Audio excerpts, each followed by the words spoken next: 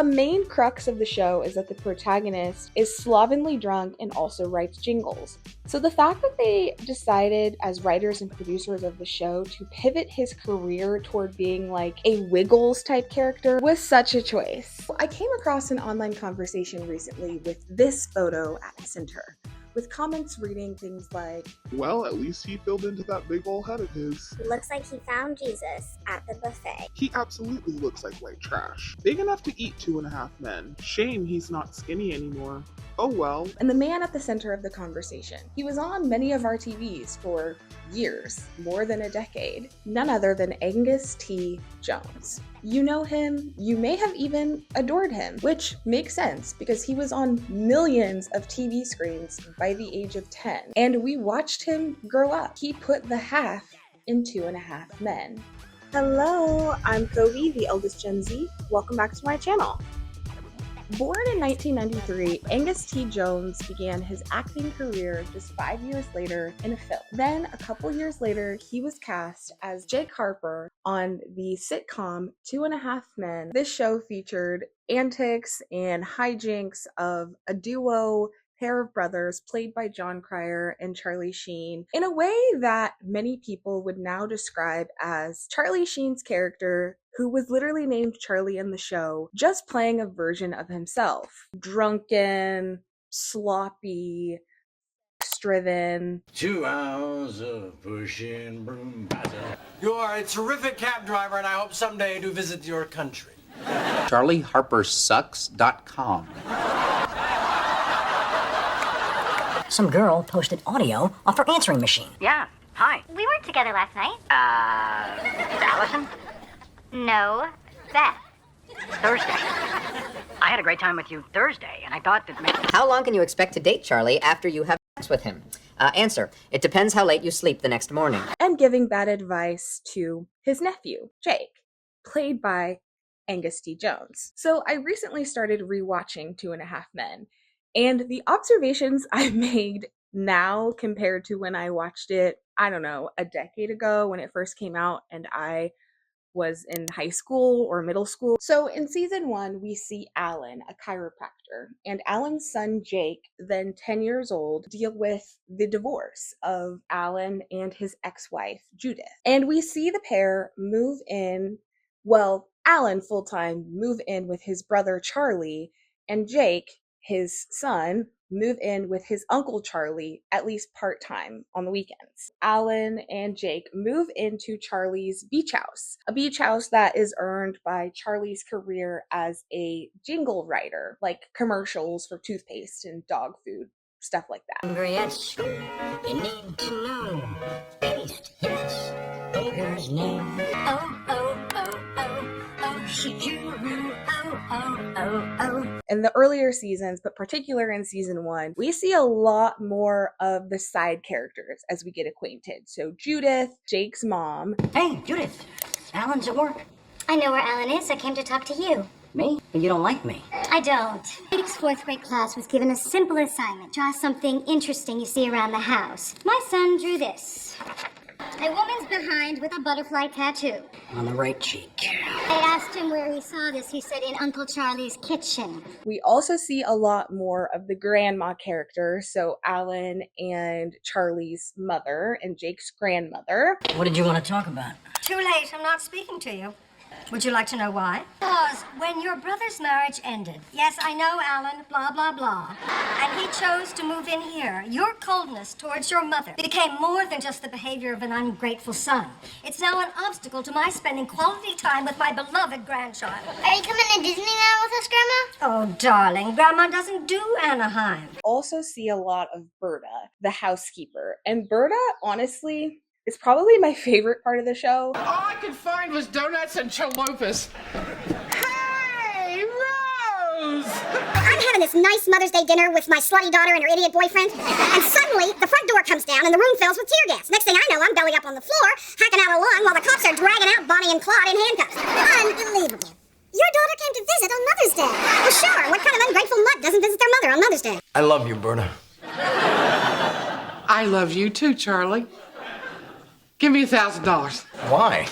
Well, if you have to ask, you don't really love me. She brings a lot of levity, she's funny. There are elements of her character where I'm like, truly, was this written this way or is she just ad-libbing? Because that's how good she is in bringing a scene to life. There's a later season where they tease that Berta is actually going to move in full time. And I was like, yes, let's make that happen. But low-key, I would have loved a Berta spinoff. And as the show goes on, they are a lot less frequently presented. I guess maybe the network decided we'll just focus on the three men.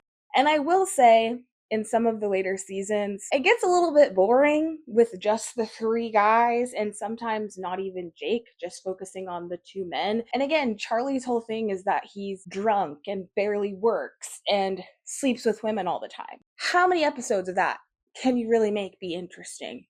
So Jake in the earlier seasons he's there and then he's gone and then he's there and then he's gone. I assume it has something to do with the allocation of time when you have a child actor who also is supposed to go to school but also is working. And something I notice when Jake is on scene is the amount of actual innuendos that they foist upon this young child in a way that now I don't think would be accepted in a show if it were produced today. It's very much giving early 2000s where it was kind of the wild, wild west of whatever in terms of television, including on sitcoms, which are typically a little bit more mild, but this was like an evening after dinner time kind of sitcom. I think there was a certain period where it was on even later, like 8, 9 o'clock, depending on your time zone. So I think they could get away with a little bit more than some other shows. In some of these scenes, it's television magic. Maybe they were editing around certain things, certain elements, but there are also several scenes where the joke is directed toward Jake's character. And let's get specific about these uncomfortable scenarios. So in season 3, there's a lot more of a focus on Jake's character, especially in certain episodes. So in the first episodes of season 3, there's multiple lines of Charlie's character directly insulting Angus T. Jones. So taking away the innuendo of it all, thinking about this adult character speaking to a child, insulting their looks, specifically saying things like how he's not as cute anymore, talking about this child's looks. And these are scenes where, again, TV magic, production magic, but the two actors are sitting next to each other on the couch. You can see the adult, Charlie, looking at the child character, Jake, saying to him, yeah, you're not as cute as you used to be. What are we doing? Taking you back to your mother. Why? Why? Because you're no fun anymore. Because the whole isn't he cute thing is over. Sure, in the earlier 2 seasons, this was a younger child, and as a child gets older, they change, they develop. That's supposed to happen, that's normal. And in a healthy dynamic, no one would be mentioning at all that the way that they're developing is quote unquote incorrect or is quote unquote unattractive. In a healthy scenario, perhaps it's not even being mentioned at all, especially when you're talking about the fact that this is an actor. This is not the child's actual family member. This is not the child's actual uncle, which if it were their actual uncle, there's also questions to be had there. But this is an actor. We all go through a fucking awkward phase at some point. Maybe I'll pull it up and put it on the screen of what I looked like in my awkward phase. Hell, maybe you're watching this thinking, girl, did the awkward phase ever leave you? I don't know, but we all go through an awkward phase at some point, and it's normal. Imagine what that is like, having that happen to you on a TV show. Sitting there knowing that this is a part of the plot line, you've got this man next to you literally insulting you, and all you have to do is lean into it and engage and laugh and play along with the joke, and you know that you're going to get a paycheck so that you can feed your adult family. This joke was also explicitly made again in season 5, episode 7, when Jake's grandmother says a punchline about, well, Jake, you used to be cute. And Jake even says in response, I'm just in my awkward phase. And then the grandma responds with, you wish. Huh? When Judith and I broke up, you were begging me to live here. Yes, well, I didn't have a boyfriend then. And Jake was still cute. I'm just going through an awkward stage. You ho. You're telling me that a room full of adult actors put this on a piece of paper and said, here, have this child say this about themselves. Have this full-grown adult say this to them. It's giving fucked up. It's giving, that's why people have so many opinions now on the idea of having children on screen, whether it's a big screen or a small screen in terms of the internet. So, yeah. See, even he has an opinion. Did you hear that? What are your thoughts? What do you think about that?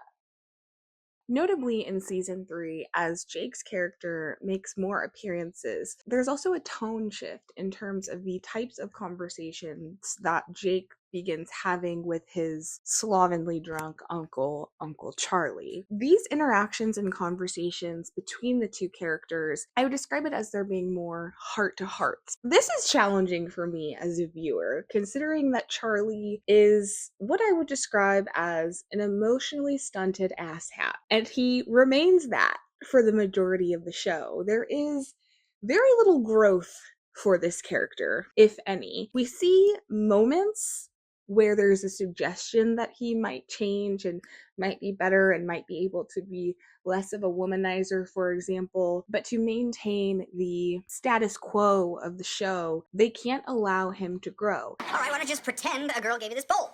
It doesn't work that way. You'd have to wear high heels and give it to me naked, and nobody wants that. Fine, whatever. I like the bowl. Okay, Alan, you're not feeling me. I don't want your bowl on my table. So I can't even have one stupid thing in this house. Hey, leave Jake out of this. Come Wednesday morning, they're gonna rename it Charlie Brothers and not Warner Brothers. Duh. Winning. This also makes me think about the conceptualization of Charlie's character on the show just being a version of himself. In the later seasons where Charlie Sheen is still present before he is replaced by the now also problematic Ashton Kutcher, before that transition takes place, there is a concerning degree of Be nice. I'm finding it. loss of strength in his acting abilities, let's say, to put it nicely. In the earlier seasons with Charlie's character, there was at least a little bit of personality, a little bit of dynamicism. As the seasons go on, and by, what is it, the 8th season, I think it is, when Charlie Sheen makes his last appearance, by that time, you can see the decline in his health. You can see the decline in his acting abilities. You'll just suck it up, pay her back in a couple of months, and that'll be that. With Mom, that is never that. The guilt is always there. To this day, she still reminds me how much she had to sacrifice just so I could get braces. Don't go, he'll be passed out in 10 minutes. Come on, Megan. Thanks a lot. You're welcome. I'm really gonna get you back for this. Okie dokie. Oh, Beth Anderson.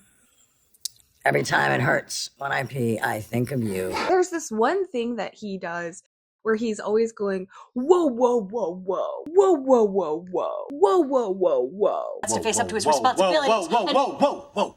Whoa, whoa, whoa. Whoa, whoa, whoa, whoa, whoa, whoa, whoa, whoa, whoa, whoa, whoa, whoa. And whenever he does that, my brain goes, was there an actual line there that he was supposed to say that he just forgot? And it's just like it's his filler phrase. It's his way of kind of compensating for the fact that perhaps he's drunk on set or was drunk the night before filming and forgot his line. Which is interesting to me when even people on the show say you were playing a version of yourself, but I digress. So in this tone shift of the dynamic between Charlie's character and Jake's character, we see Charlie giving Jake advice about having girlfriends and things like that. For example, in one episode, when Jake is thinking about becoming a boyfriend with this girl at school who brings Jake a cupcake every day, Charlie shills out some nonsense about eating the cupcake and also keeping his options open.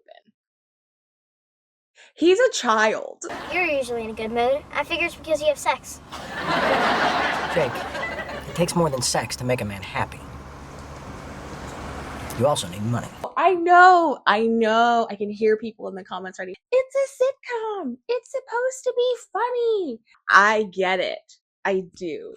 And also, I think about the fact that this was a real child playing this character. I know. Okay? So if you want to fight with me in the comments, feel free, but these are my thoughts, at least as of today. In this season, we also see Jake, still only a 12-year-old in real life, explicitly saying lines about sex, which is a shift from earlier seasons where he would be kind of in innuendo about certain things. And I don't know about you, my family literally accused me of being a prude at this age of 12 because I didn't want any association with any of that. Maybe you can relate to that. Maybe you were already, I don't know, in your feeling yourself era at that time. I don't know. But I just think about being 12 on camera, having to explicitly say things about sex. Let me know your thoughts. This leads me to think about the contemporary conversation about the idea of grooming and how much more aware we are now of what those dynamics can look like between, say, an adult and a child on a TV scene or in real life. And there's even this interesting element of Jake's character in earlier seasons when some of these conversations are happening. Obviously, he's a young child. He's getting acquainted to acting full-time in a role like this, just being on set probably this frequently. And there's just a small element of something that I notice when these sexual moments, jokes are being made specifically, or when Angus T. Jones, as the actor, specifically has to say something in relation to those conversations. It's very subtle, I would say, but if you're paying attention, you'll see it. There's like this twitch, there's like this extra blinking that happens when he has to engage in those conversations. I'm not saying this to like critique the idea of a child having a visual, physical reaction to the uncomfortable scenario that they're in. We're only seeing the one take that they actually chose and sent for production.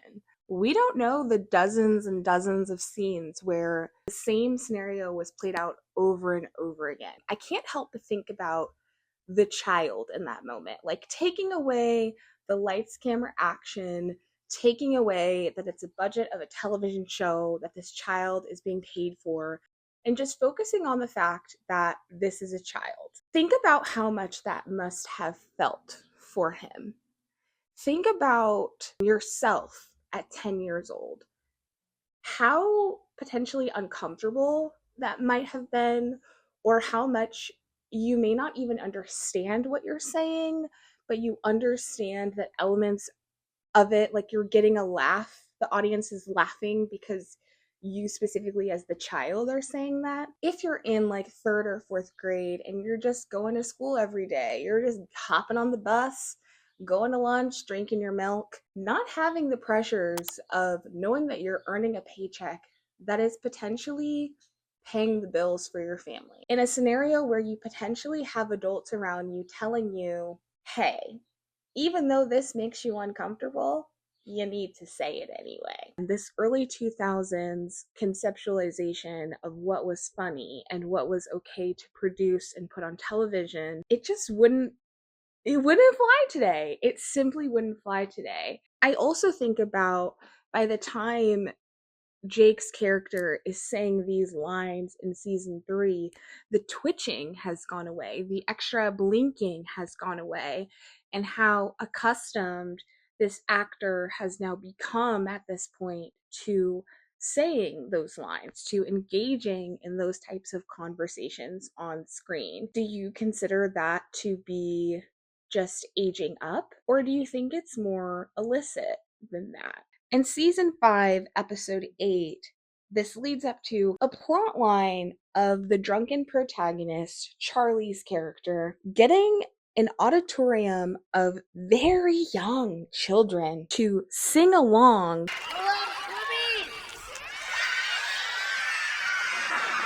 I love movies, 'cause I'm a big kid now. Come on! I love movies, A main crux of the show is that the protagonist is slovenly drunk and also writes jingles. So the fact that they decided as writers and producers of the show to pivot his career toward being like a Wiggles type character, a Miss Rachel type character called Mr. Waffles, was such a choice. When did you become the king of kids songs? Now you can get his greatest hits on one CD. Mommy smell funny, but work them anyway. Accept her stinky kisses and then go away.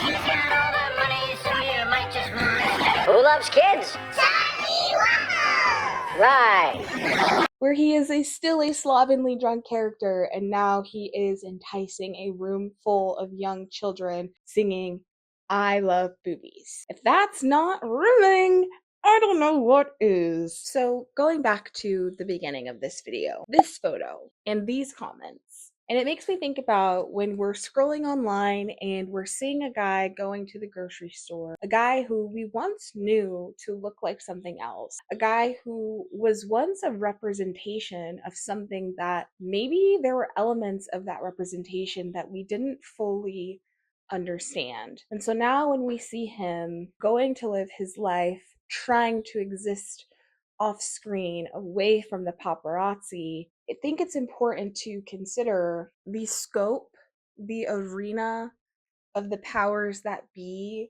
that make it possible for us to even know someone's name or to know someone's face in the first place. I think it's also important to mention other elements of this show, like how incredibly transphobic and aggressively transphobic it is. Specifically, this started to come into my attention when I got to season 4, and it's just the same old tired jokes that we've heard in other places. It's just so early 2000s. Perhaps it's still happening in corners that I am not privy to. Oh, and importantly, this show won 9 Emmys. Okay, girl, live your life. As we are drawn to certain shows and media, perhaps because of a catchy theme song or because of a character that we like or an actor that we like, I think it's important to consider the ramifications around the show. I really appreciate the growing conversation, the ever-evolving conversation around the role of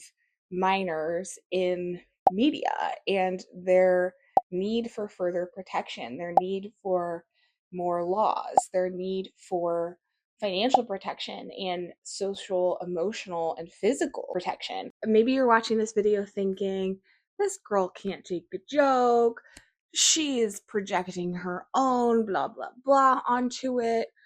Or are we just having a better, more developed understanding today of what these scenarios can do to people? Thanks very much for watching. I can't believe we are up to over 800 subscribers. Thank you all so much. I look forward to putting out more content this summer. This semester has been wild, but we are back. Please subscribe and follow along. Be sure to let me know your thoughts in the comments.